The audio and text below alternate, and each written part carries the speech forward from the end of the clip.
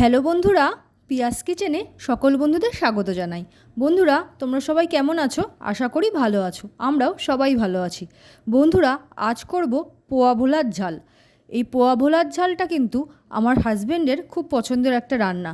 তবে আমি বাড়িতে কিভাবে বানাই পোয়া ভোলার ঝালটা সেটা তোমাদের সঙ্গে আজকে শেয়ার করে নিলাম। চলো দেখে নিই কীভাবে আমি সেটা বানাচ্ছি। দেখো মাছগুলো কত বড় সাইজের। সব মাছগুলো ভালো করে ধুয়ে নিয়ে নুন হলুদ মাখিয়ে রেখে দিয়েছি। এরপর কড়াইতে বেশ অনেকটা পরিমাণ সর্ষের তেল গরম করে নিয়ে মাছগুলো দেখো একে একে ছেড়ে দিচ্ছি। দেখো মাছের সাইজটা কত বড়, যে অনেকটাই। গ্যাসের ফ্লেমটা লো করে মাছগুলো কিন্তু দেখো ভালো করে ভেজে একটা পাত্রে তুলে রেখেছি।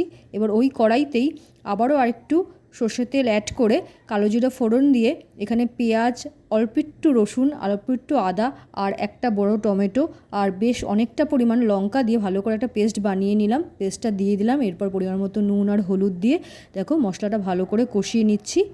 দেখো অল্প একটু জল দিয়ে দিয়ে কিন্তু মশলাটা ভালো করে কষিয়ে নিচ্ছি। এই সময় কিন্তু গ্যাসের ফ্লেমটা মিডিয়াম করেই মশলাটা কষাবো। দেখো মশলাটা কষানো হয়ে গেছে। এরপর অনেকটা পরিমাণ জল দিয়ে দিলাম।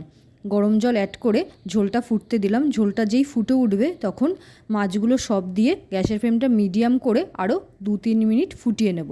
2-3 মিনিট ফুটিয়ে নিয়ে গ্যাসের ফ্লেমটা একদম লো করে দেবো। এরপর ওপর থেকে বেশ অনেকটা পরিমাণ ধনেপাতা কুচি ছড়িয়ে নামিয়ে নেব। ব্যাস রেডি হয়ে গেল পোয়া ভোলার ঝাল। এইভাবে তোমরা একবার পোয়া ভোলার ঝাল করে খেয়ে দেখো। আশা করি তোমাদের খুব ভালো লাগবে। ভিডিওটি শেষ পর্যন্ত দেখার জন্য সকলকে আমার অসংখ্য ধন্যবাদ। ভিডিওটি ভালো লাগলে একটা লাইক, শেয়ার আর কমেন্ট করো। আর চ্যানেলটা সাবস্ক্রাইব করে আমার পাশে থেকো। খুব তাড়াতাড়ি দেখা হবে রান্নার কোনো এক ভিডিও নিয়ে।